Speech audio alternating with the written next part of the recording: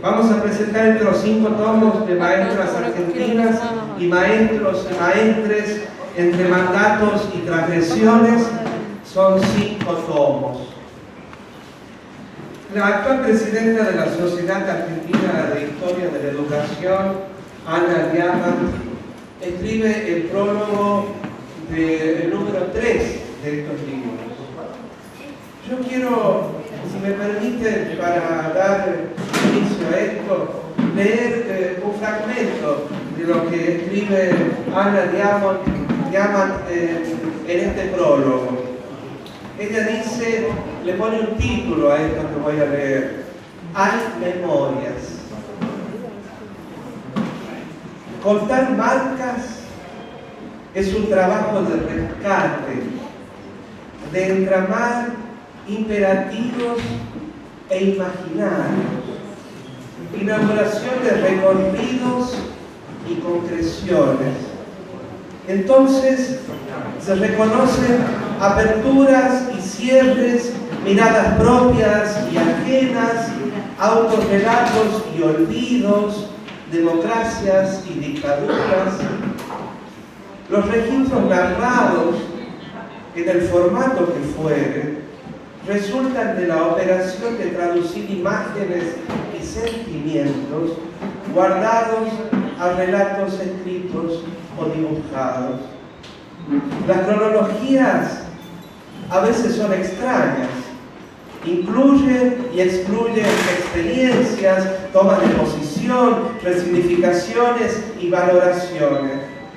Rememorar es una creación colectiva a partir de la vivencia íntima.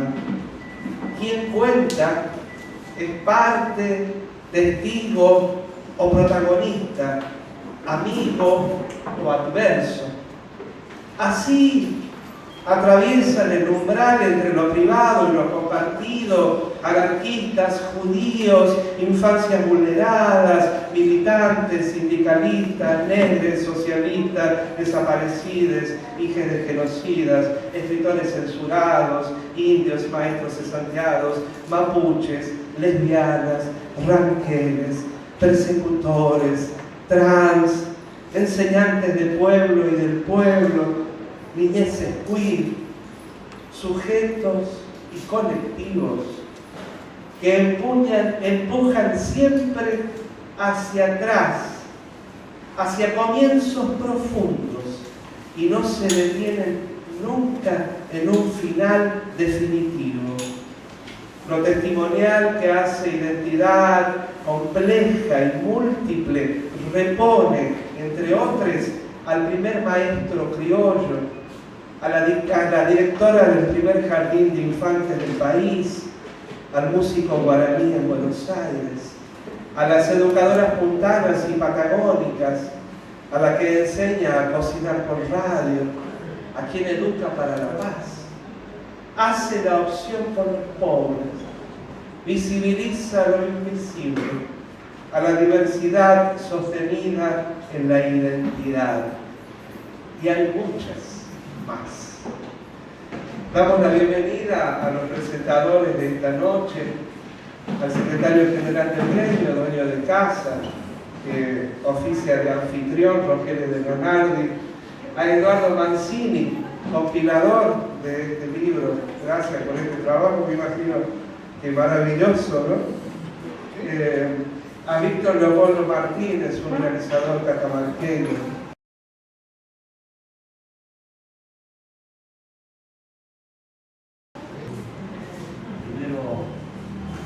Primero que nada, como corresponde, gracias Marcela. Como siempre, con las causas populares, Marcela, como siempre, con los trabajadores, las trabajadoras de la educación, en este mes tan sensible, que es el mes de la memoria. Ya estamos intensificando los trabajos con vistas a la recordación del 24 de marzo y yo voy a decir hoy lo que vengo diciendo hace un montón de años. Para el 24 de marzo, donde está Marcela, estamos nosotros. Fuerte aplauso para Marcela, una vez más.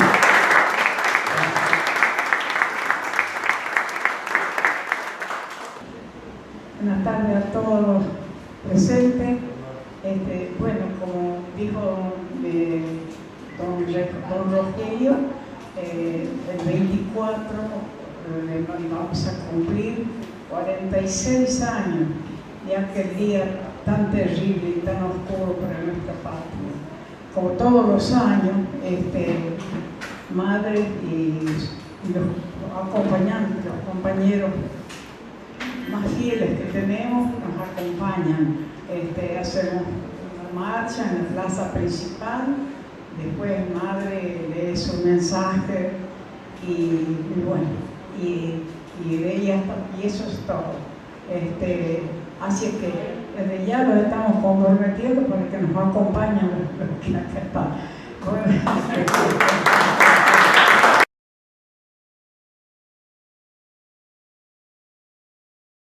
Bueno, yo quería cumplir con algún compromiso que hemos hecho también con los compañeros. Primero, que esto no sea acartonado. Si alguien vino acá a escuchar cátedra, se puede retirar. Esto va a ser lo más sencillo posible, lo más cálido posible. Por eso nosotros nos centremos, cambiamos de talante cuando aparece Marcela. Está llegando nuestro secretario de Derechos Humanos, un aplauso para Pocho, por favor, también nuestro querido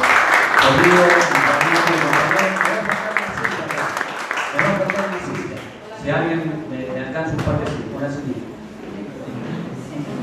Bueno, está completo nuestro staff. La aspiración, ¿cuál es?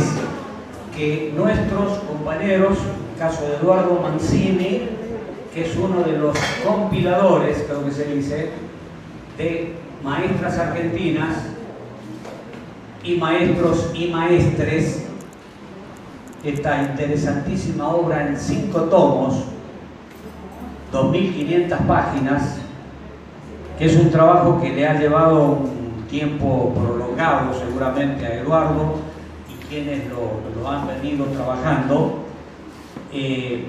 María Caballero, son compiladores ambos. Tiene el sugestivo subtítulo, ¿no? Que le decía acá el compañero. Yo no sé si lo han medido en toda su envergadura, calculo que sí, que es mandatos y transgresiones. Han abarcado toda una cantidad de situaciones que han podido en distintos lugares del país. Nosotros recién los estamos conociendo los compañeros, ojalá los hubiéramos conocido antes. Yo le había pedido, y discúlpenme, no son digresiones, quiero poner no sé si Beatriz tiene a mano La Rioja que resiste y el otro libro que habla de la historia de este sindicato. ¿En qué me veo reflejado yo con esta obra monumental que han hecho nuestros compañeros? En que, y para no hacer ninguna cosa especial, le vamos a obsequiar aquí al compañero Eduardo y al compañero Víctor, los demás lo conocen, que es una obra que cada día tiene más presencia. La Rioja que resiste, desde el título. Es una breve historia, del pasaje de la historia de la Asociación de Maestros y Profesores de la Rioja, que el 21 de julio cumple nada más ni nada menos, dijeron los periodistas cuando no tienen libreto, nada más ni nada menos que 75 años. Y entre sus filas, Marcela no es maestra, pero entre sus filas tenemos otra madre de Plaza de Mayo, que es afiliada a la Asociación de Maestros y Profesores desde hace 60 años, que es Luisa, ¿no? Torre de Toledo, que no está acá hoy porque no puede, por su enfermedad. Entonces, estos son simples presentaciones. A mí me cabe presentar a estos ilustres compañeros. Me ha impactado muchísimo la obra, habiendo leído el índice. Me tomé el libro con Karen, por ahí anda Karen, que le pedí que me ayude, sí. Y yo no lo traje otra vez, va, créeme, lo olvidé en casa. El índice de los 5 tomos, han visto el amplio espectro que está reflejado ahí. Maestras, maestros, maestres argentinos. Entre el mandato oficial que le indica al maestro, a la maestra, al maestre, el mandato oficial, que siempre es distinto, que siempre es capcioso y caprichoso, y que depende del mandamás que está de turno, que te obliga a hacer lo que... y los que en alguna oportunidad hemos decidido por ser transgresores. Me incluyo, puedo contar muchas anécdotas. Yo tengo un raro mérito. Yo tengo 3 cesantías en mi carrera. Aquí Pocho sabe mucho de esto. Tengo 3 cesantías en mi carrera docente, y tal vez por transgresor.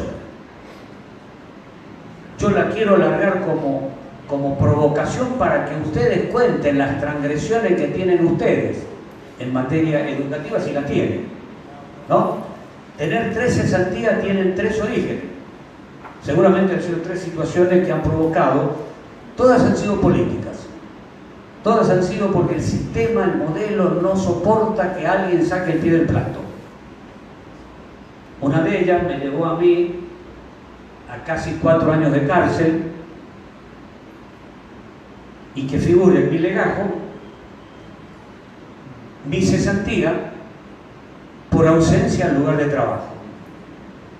Yo, claro, me ausenté voluntariamente. Me fueron a buscar de mi casa, hombres con armas, me llevaron y me tuvieron ahí, pero en mi legajo figuraba ausente sin aviso. No sé cómo figuraba, no recuerdo, pues es inútil preocuparse por ese tipo de cuestiones.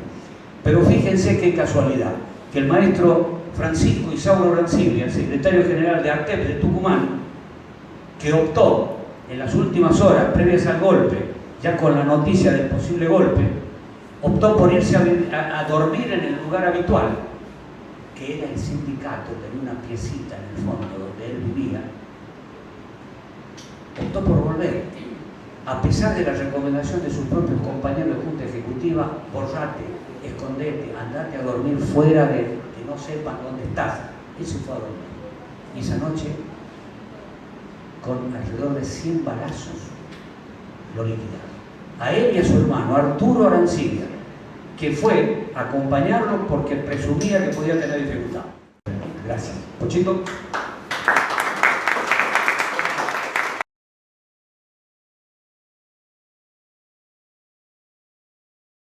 Sí, gracias Kelo, gracias Eduardo, y gracias también a Marcela, a Víctor. Bueno, no, yo soy el nexo, como dijo Kelo, por esas cosas de la vida, o de compartir un camino de lucha, de compromiso. Nos encontramos con Víctor hace varios años, por la propuesta de él, que es la película de Jeremí, que tiene mucho que ver con la zona nuestra, los valles calchaquíes, de acá de la zona de Catamarca, y que lo une justamente al tema de una desaparecida de ese pueblo, de Belén. Y ahí empezó el vínculo. Y después me enteré que era maestro, recibido en la Escuela Normal de Catamarca, y bueno, entonces me fui interesando y caminando con Víctor, descubriendo el interés de él por la educación, y la educación como práctica de la libertad, la educación como también construcción de lo que hoy llamamos la subjetividad que nos descolonice, ¿no? de lo que fue la colonización mental como pueblo, de las clases dominantes y sobre todo de los representantes de los distintos coloniajes que hemos vivido en el proceso histórico en América Latina y particularmente acá en Argentina. Y bueno, yo lo que simplemente valoro es esto, ¿no? Que también lo ha dicho el Kelo, que además es un ejemplo vivo de que estamos acostumbrados a que la educación viene como a reforzar de algún modo la dominación del coloniaje. En la realidad es así. Reproducimos eso, porque de hecho el proyecto colonizador tuvo un capítulo muy importante que fue la educación normalista en su momento, para hacer funcionar el producto de esa educación para reproducir el sistema capitalista, la acumulación capitalista, la división de clases y sobre todo un proyecto para que se impusiera en la Argentina y en América Latina, porque tuvo mucha influencia Sarmiento también en Paraguay, ahí vi el artículo, de las clases dominantes, ¿no? Normalizando, normatizando, disciplinando al conjunto del pueblo. Tuvo aspectos positivos que fue la educación pública, el rol del Estado, la universalización de la educación, el acceso de todas y de todos a la educación, pero bueno, el que sea eso otro que dicen los pedagogos como Freire, la escuela práctica de la libertad, la escuela donde se cocina y se construye desde la transgresión, desde la rebeldía, desde las preguntas, no ha sido así. Pero bueno, como siempre el tiro sale por la culata, algunos vemos que en la historia también de la lucha del pueblo emancipatoria ha tenido mucho que ver los maestros, y hace poquito también gracias a la apertura de la AMP, como decía Kelo, que es un gremio que siempre está abierto a estas búsquedas. ¿Te acuerdas? Hace 3 o 4 años hemos hecho el encuentro de maestros rurales. Acá mismo, en este mismo lugar, acá éramos menos, todos, menos yo, superando ya los 70, 80 años que estuvieron acá, para rememorar ese momento también de la historia de La Rioja, que jugó un papel importante los maestros rurales en la generación o el aporte a una conciencia colectiva de lucha, de rebeldía, de resistencia, de búsqueda de caminos nuevos para el conjunto del pueblo. Porque la pedagogía liberadora no es solamente las formas pedagógicas, sino incorporarnos a un camino del pueblo, del conjunto del pueblo. Y ese elemento creo que propuso la historia a los riojanos fue la figura que hoy le decía Eduardo, que él por ahí viene de otro lado y no entendía, porque de todos lados hablábamos de Angeletti. Y le digo, bueno, porque de algún modo él fue la síntesis de todos esos sueños, de todas esas búsquedas, de todas esas luchas, y los maestros rurales tuvieron que ver con el movimiento rural, los maestros rurales, la dimensión del campesinado, los trabajadores rurales, y cómo todo eso se juntó en un momento de nuestra historia que fue tan rico, ¿no?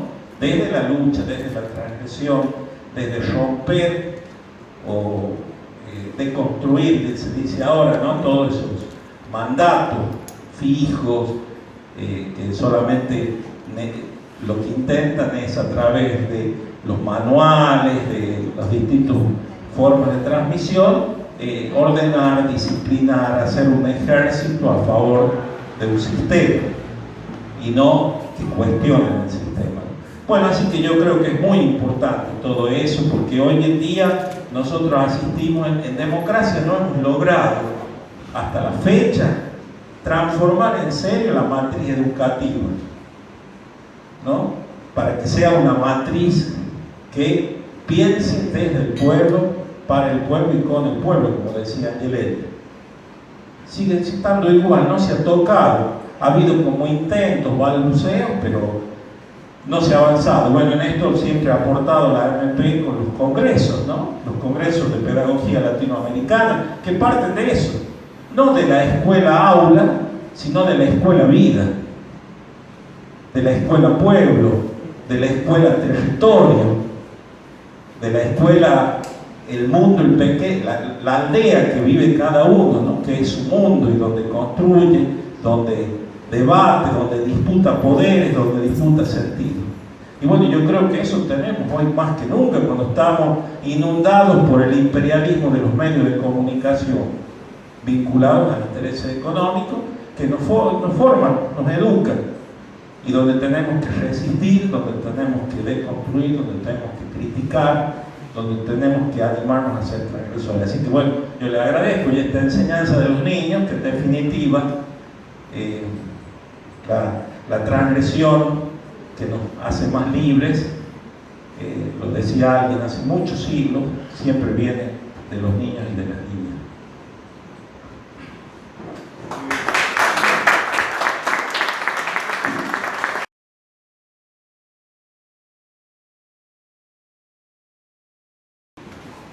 Bueno, buenas noches, maestras, maestros y maestres de La Rioja y demás compañeras y compañeros presentes.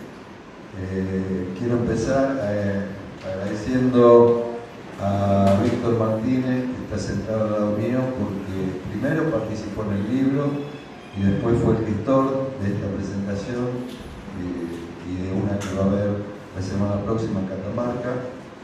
En segundo lugar a Rogelio Leonardis, al Pocho Brizuela, por estar presentes. Quiero manifestar también mi orgullo por estar presentes, no, por haber organizado este encuentro.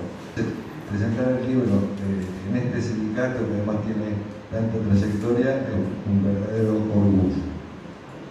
Y en segundo lugar, compartir la mesa con una madre de Plaza de Mayo, con una compañera Marcela, es otro motivo de estar muy feliz y muy emocionado.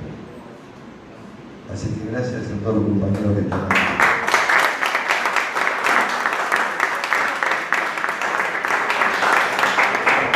Ahora les voy a pedir que me corten si se me va poniendo muy largo, porque es un poco difícil presentar un libro con tantas historias. Lo compilamos con Mariana Caballero. Ella es maestra de escuela primaria y de profesorado docentes. Yo soy maestro de escuela primaria y de secundaria. Los dos nos estamos jubilando este año.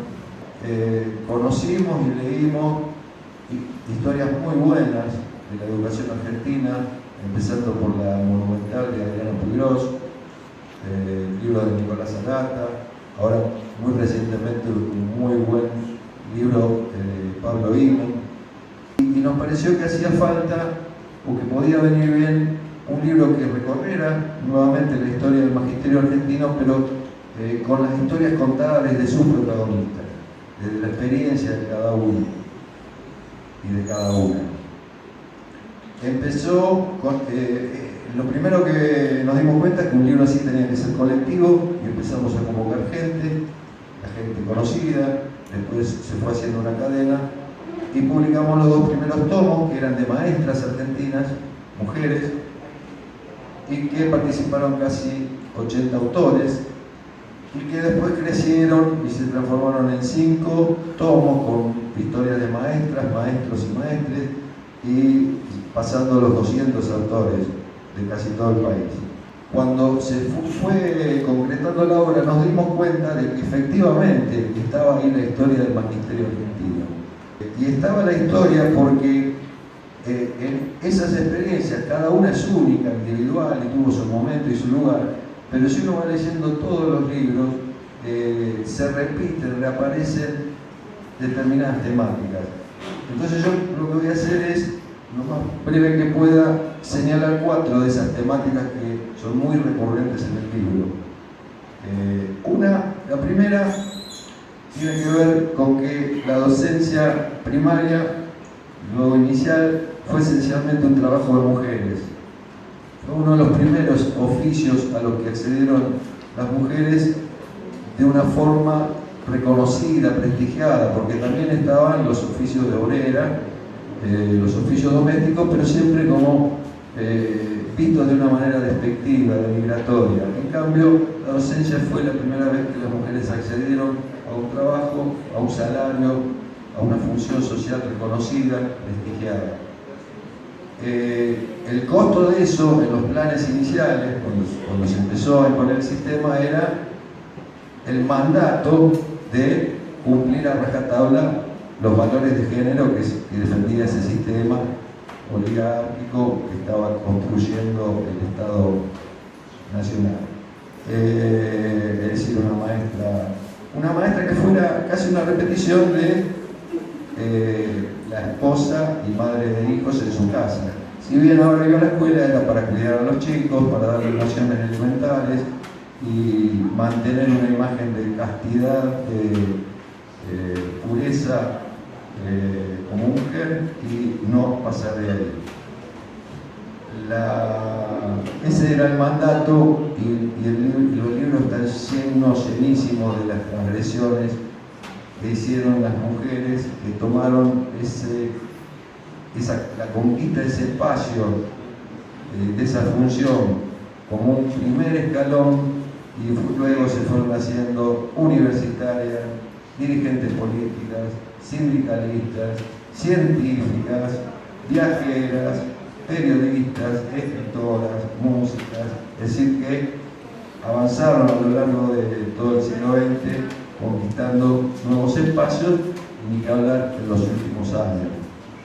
Hay muchísimas historias en los libros de estas mujeres que transgredieron y que lograron conquistas en relación a esos mandatos de género, y también historias de sentido contrario, de maestras castigadas, cesanteadas, sancionadas y hasta víctimas de femicidios por el tipo de docencia que llevaron adelante. Esta es una de las temáticas muy fuertes en el libro. La segunda tiene que ver con que ese trabajo asignado a la mujer en las escuelas fue concebido como un apostolado, como una misión casi maternal, y que por lo tanto no requería ni de derechos ni de un salario muy digno, que digamos, porque era cobrando no solo bajo salario, sino a veces no cobrando durante muchos meses. Durante décadas, los atrasos de los sueldos, las maestras fue de meses y hasta de años. La transgresión a este mandato y a este esquema estatal fue la que dio lugar a innumerables luchas y organización sindical, y es otro de los recorridos importantes del libro. Desde las pioneras, poquitas maestras de San Luis que dijeron, bueno, como no nos pagan, vamos a dejar de trabajar, 1881, 82, hasta las primeras huelgas provinciales en Buenos Aires, Mendoza, Santa Fe.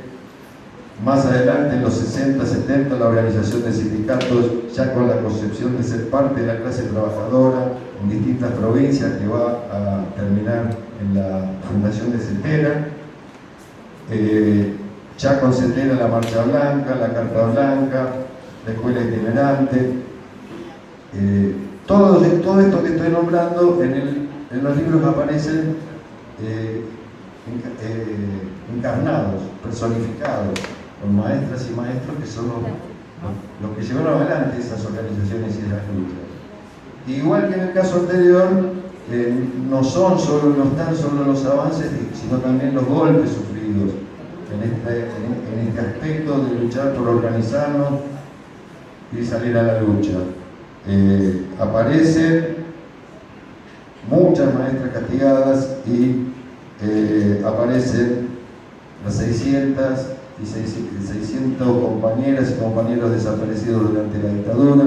Aparecen maestras que fueron madres y abuelas de Plaza de Mayo, sin ir más lejos, Estela de Carlotto, que ya tenía una larga carrera docente cuando sufrió la pérdida de su hijo y comenzó la búsqueda de su nieto. Por suerte recuperado, y hay otros casos también en los libros. En democracia, los compañeros Carlos Fuentealba y Sandra Calamano, es decir, una lucha que tuvo muchas conquistas y que también pagó sus precios, y siempre el maestro con nombre y apellido, en personas. La tercera temática importante tiene que ver apunta a lo pedagógico, a las ideas pedagógicas, que tienen que ver tanto con los métodos de enseñanza como con los contenidos. Bueno, hay maestros de la primera época identificados con el positivismo, una concepción donde el maestro o la maestra transmite un saber que legitima el Estado, generalmente un saber racista, disciplinador, eurocéntrico, y desvaloriza completamente los saberes que puedan tener los estudiantes, sus familias y su medio cultural.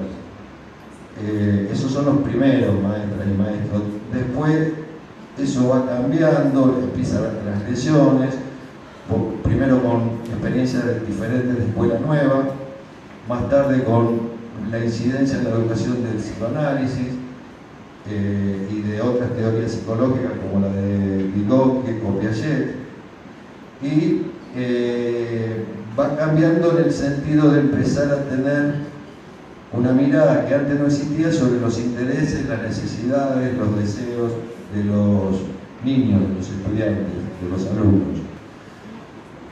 Y hay otro aspecto que tal vez se desarrolla más tarde, que apunta más a los contenidos de la educación, a las dos cosas, a la forma y a los contenidos, donde hay algunos aportes puntuales y algunos libros muy importantes que van problematizándolo a lo largo del siglo, como lo de dos comunistas, Julio Barcos y Aníbal Ponce, y un radical que luego deviene peronista, Arturo Jauretche, que empiezan a problematizar y que se generaliza, se produce un cambio profundo con la aparición de la figura de Paulo Freire, el educador y pedagogo brasileño.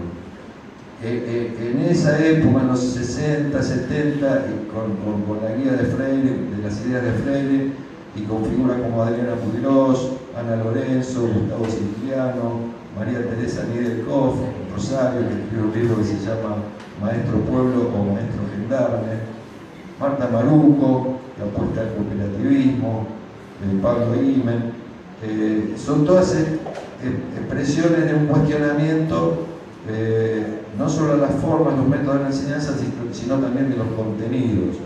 En cuanto a las formas, es un abandono de un quiebre definitivo de la concepción de que el maestro transmite un saber que solo tiene él y que es el del Estado a un alumno que tiene la cabeza vacía, y es reemplazado por una mirada de un proceso dialógico donde hay un ida y vuelta y de las dos partes puede haber aportes, y lo que se va construyendo como conocimiento es un resultado común.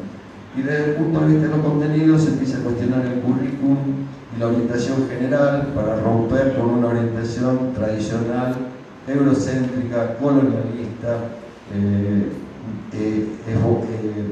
armada en función de intereses empresariales, de las grandes empresas, de los sectores de poder económico y político, de los países dominantes a nivel internacional, de su coyuntura, por ejemplo ahora el neoliberalismo, es decir, ir adaptando la educación al proyecto de los poderosos.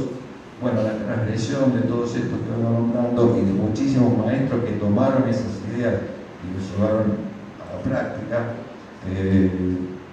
bueno, sería esta otra cuestión. Además de todos los que nombré, todos ellos están muy considerados en distintos capítulos de los libros. Menciono también a Diana López Cardona, que es asesora de este sindicato y que ha escrito en particular sobre otra de estas figuras que renuevan esta visión pedagógica, que es el colombiano Orlando Fansborger. Me queda el último, que es un poquito más largo, porque creo que yo priorizo, quise priorizar hoy, que es la cuestión de, podríamos decir, la inclusión educativa.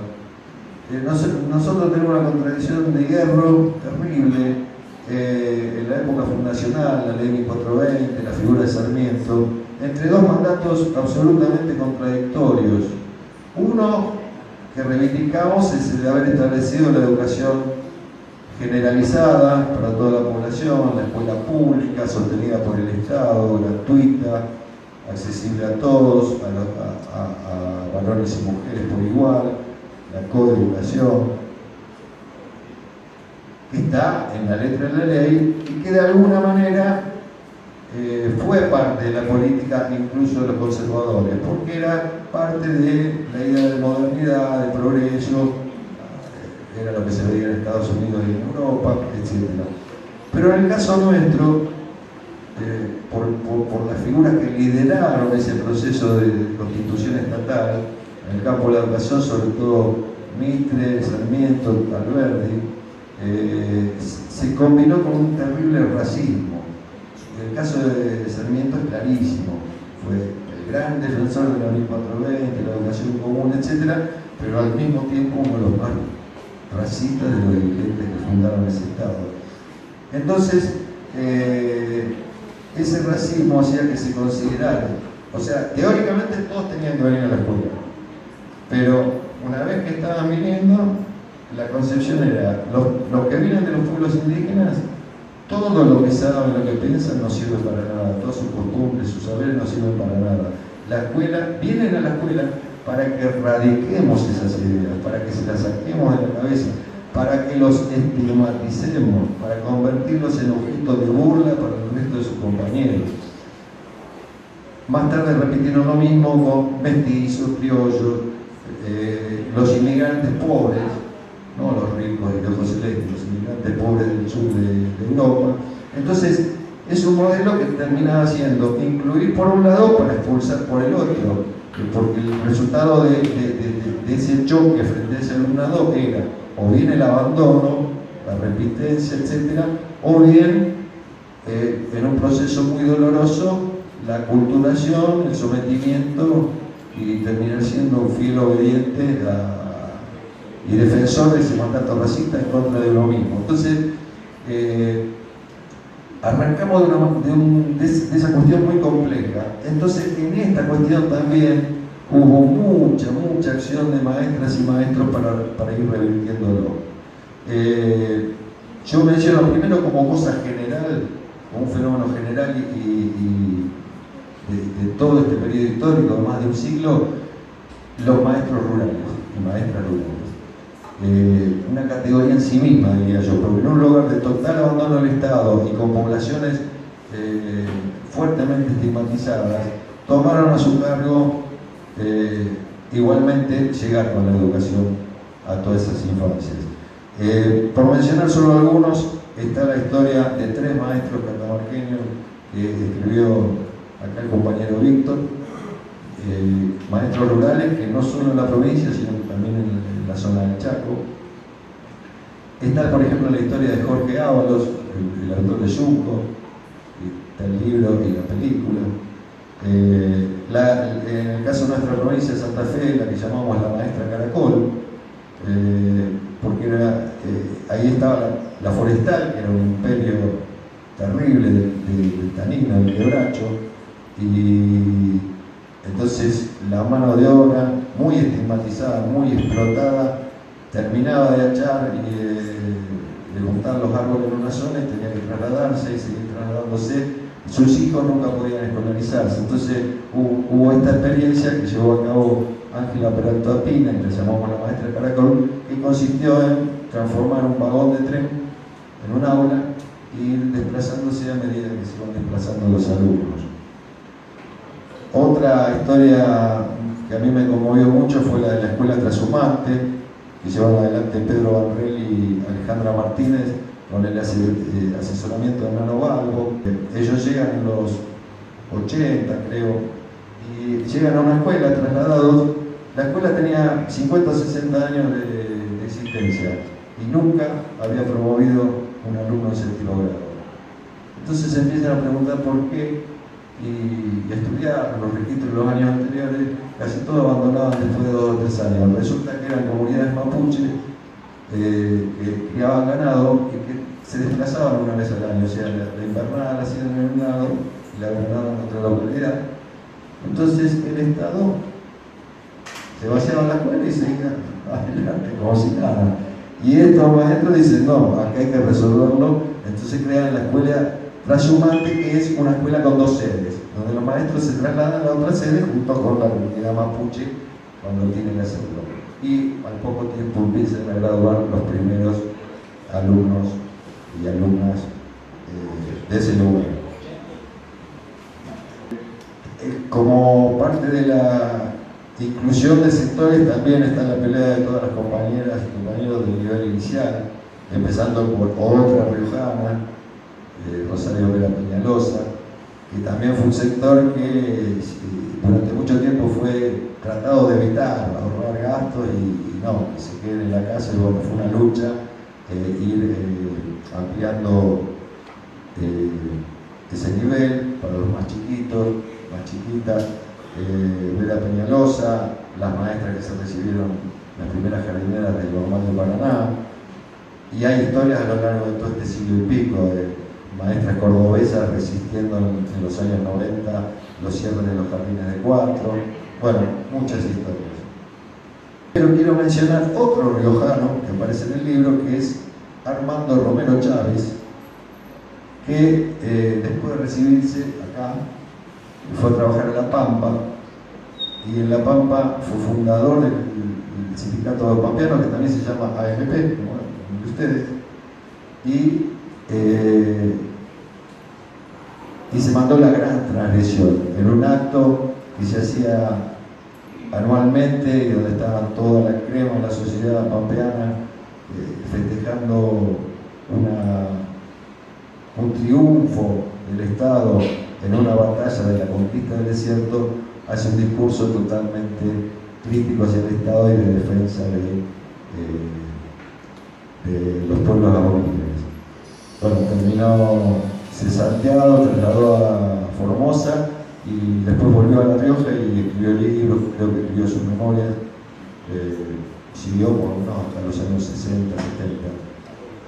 Bueno, después viene el peronismo, el primer gobierno peronista, y es una etapa de muchas transformaciones en este sentido. Primero hay una expansión general del nivel primario, sí, muy significativa, muy fuerte en la creación de escuelas rurales y de escuelas en ciudades chiquitas que todavía no la tenían. Una expansión muy grande del nivel inicial, acompañada de estas expansiones con el aumento de los profesorados. Por ejemplo, a nivel inicial había uno capital, 2 o 3 más por el país, y se crearon muchísimos nuevos profesorados. Se crearon nuevas modalidades para los marginados del sistema, como por ejemplo los hogares de escuela, en lo que tuvo mucho que ver con lo que fue central la figura de Evita. Se crearon las primeras escuelas hospitalarias, maestras y maestros que recorrían los hospitales para casos de niños con internación prolongada. También se creó la modalidad de maestra domiciliaria para casos semejantes, pero que transcurrieran en la casa. Lo anteúltimo es el inicio de un nuevo milenio.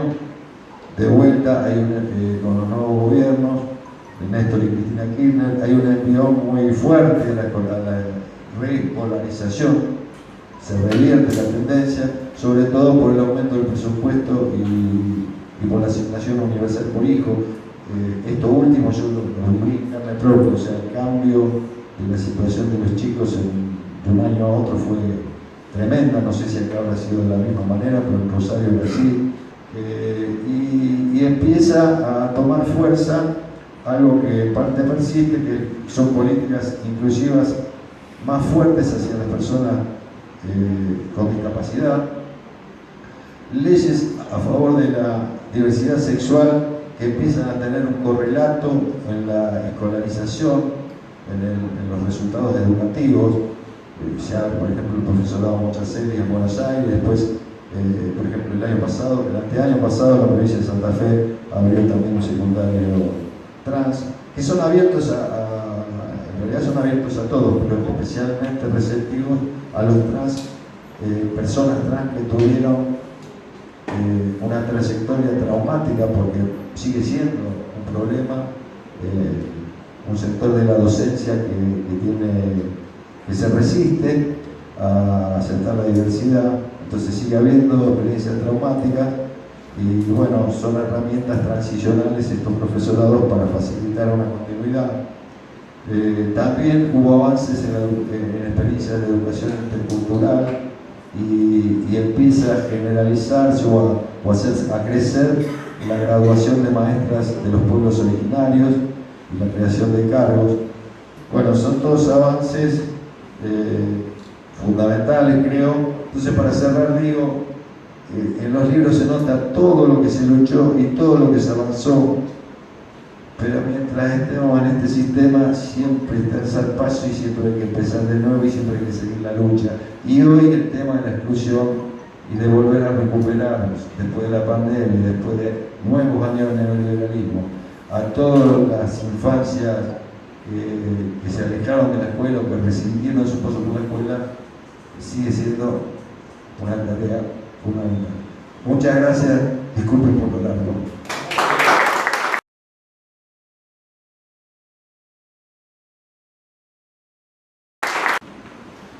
El agradecimiento a mi querido hermano por que fue el que me dijo a mí en algún momento, el ámbito es el AMP.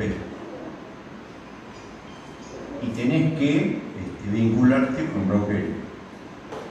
Eso por un lado. Entonces yo le agradezco a los dos este momento que nos están brindando, el espacio que nos están brindando. Y fundamentalmente le quiero agradecer a Eduardo. Este trabajo es maravilloso, realmente maravilloso.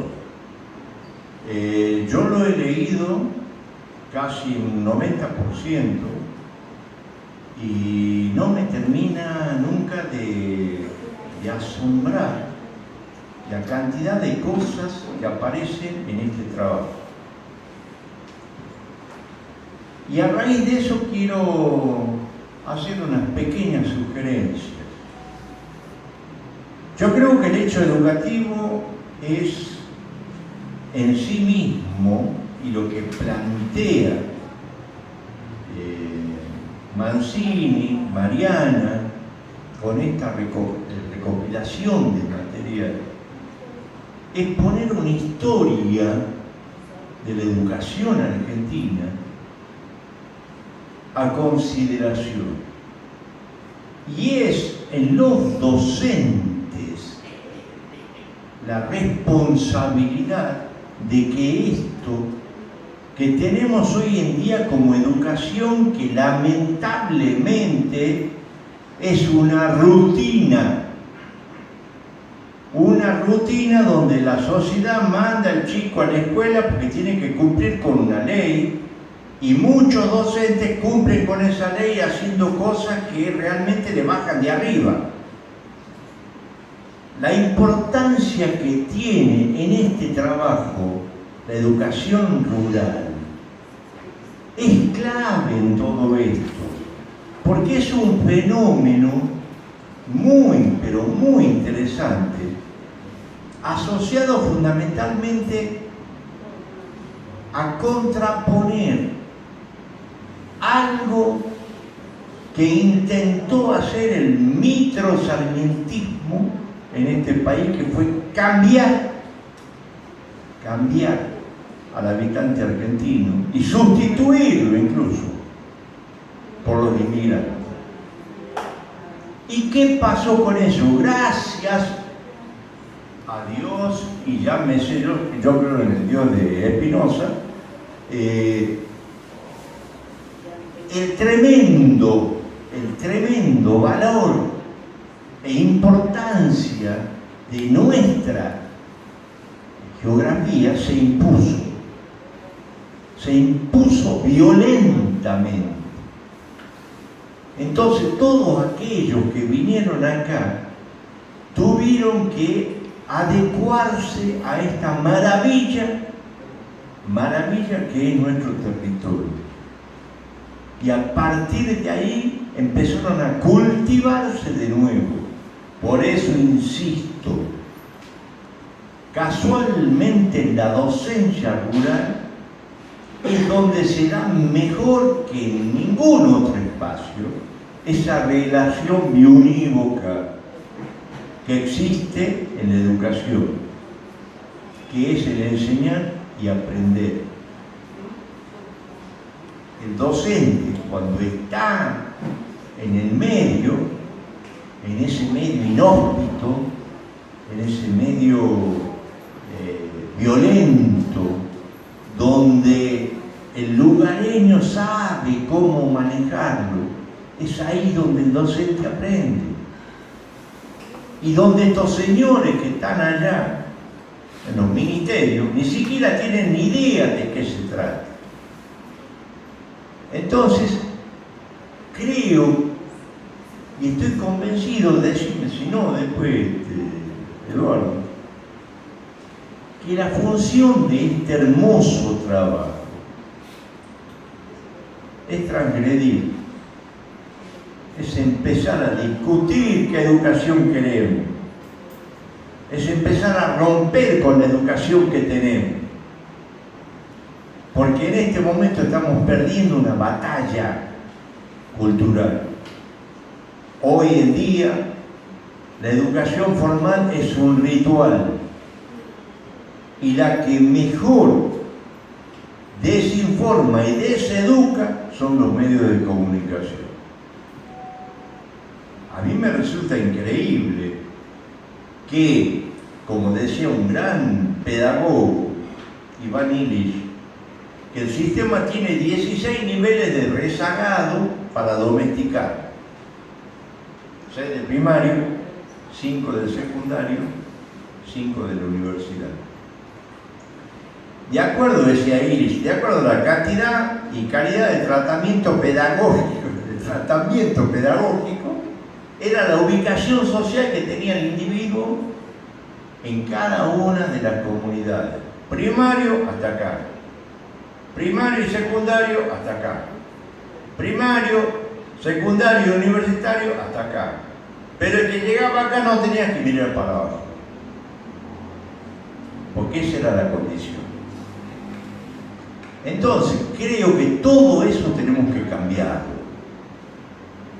Cuando uno dice criteriosamente que la educación la sostiene el pueblo, pues devolvamos al pueblo ese sostenimiento. ¿Y cómo se puede devolver a eso? Y casualmente, tomando los conocimientos y volcándolos en las necesidades que son transformadoras de la realidad. La escuela hoy en día es un ritual que repite cosas, nada más. No puede ser que un tipo que salga de la universidad y ha pasado por el primario y el secundario termine repitiendo las estupideces que escucha por televisión. ¿Qué pasó en esos lugares? Por favor, ¿qué pasó? ¿Qué hicieron los establecimientos? ¿Qué hicieron los educadores? ¿A dónde está la visión crítica, por Dios? ¿A dónde está la visión crítica de la sociedad, de lo que uno está viviendo? Ahí está la transgresión, a eso.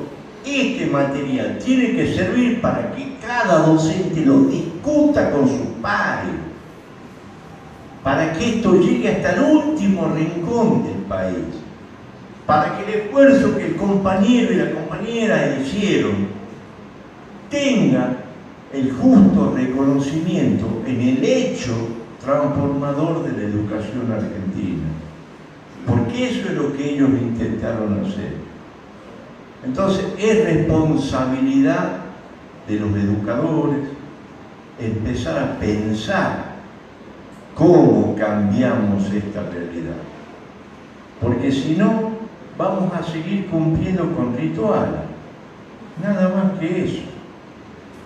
Mi gran maestro, que se llamaba Gustavo Francisco Cirigliano, tenía una frase que a mí me grabó acá en la frente, que decía: la escuela, mientras exalta la imaginación, la mata. Chico, nene, esto no se dice, esto no se hace, esto no se toca. Lo sintetizó muy bien Serrat. Entonces, todo eso tuvo una finalidad, como bien lo planteó en su momento, hace un momento, Eduardo, que era domesticar. La educación está pensada para domesticar. Civilización y barbarie es eso. Es casualmente eso. Civilizar significa rescatar de la barbarie, según Sarmiento. Nunca entendió, por eso lo mató y lo mandó a asesinar al Chacho, que eso que estaba ahí era dignidad. Nunca lo entendió. Nunca. Entonces, eso es lo que tenemos que empezar a rescatar y a revalorizar. Yo, una sola vez se me ocurrió, siendo alumno, reivindicar a Felipe Varela, me echaron de la clase. Me echaron de la clase. Esa era la educación normal que yo recibí. Repito, normal. ¿Qué era lo normal? Aquello que se ajustaba a las necesidades del sistema. El resto era anormal. Entonces, todo este juego de palabras que a veces a uno se les escapa, tenemos que empezar a recuperarlo. Y creo, y agradezco infinitamente a Eduardo y a Mariana este hermoso trabajo que hicieron, que ustedes tienen que reproducirlo en todos lados, porque vale la pena realmente tomarse el trabajo de leerlo, de multiplicarlo, y fundamentalmente lo único que me resta es agradecerles a ustedes que lo hayan acompañado, y gracias al compañero acá de la MP, a Rogelio, que lo hayan acompañado a mi querido amigo, que no hace mucho tiempo lo tengo como amigo, que es Eduardo Mancini, porque me voló en la cabeza cuando él me pidió algo que yo no sabía ni para qué era. Y cuando me mandó el primer y segundo tomo, yo no lo podía creer. Y realmente es maravilloso. Así que lo único que me resta es agradecerle, pasarle el micrófono a quien quiera, y permítame que yo los aplaudo a ustedes.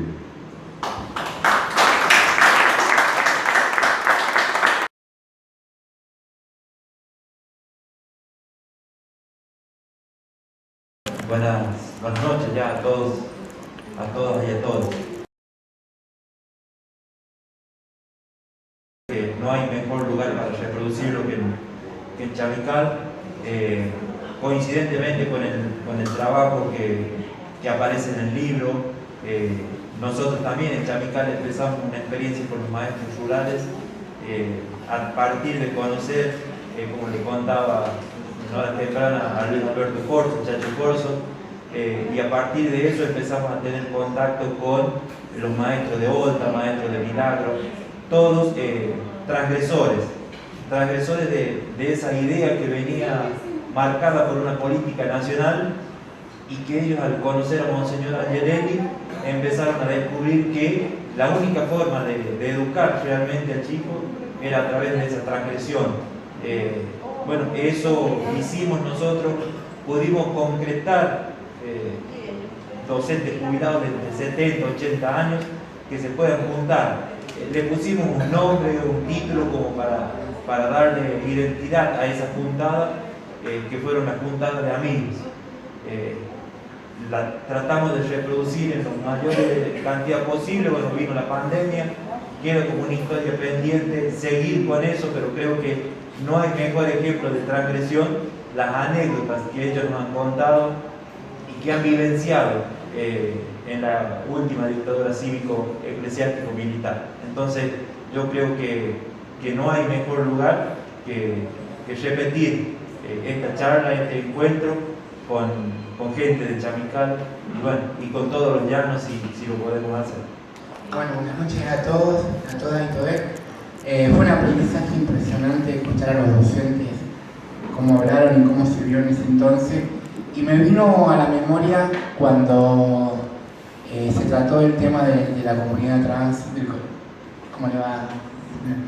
del colectivo de la diversidad. Me imaginaba, bueno, yo nací en el 76, en plena dictadura, pero siempre me acordaba de mis compañeras y compañeros del colectivo de la diversidad que también lo habrán pasado, ¿no? La discriminación, aquel docente que se sentía que podía brindar, ¿no? Sentirse útil para poder expresarse y educar, ¿no? Y no le permitían por tener un género diferente a los demás. Y nada, y los escuchaba y se me venía toda la memoria que todavía seguimos siendo discriminados, ¿no?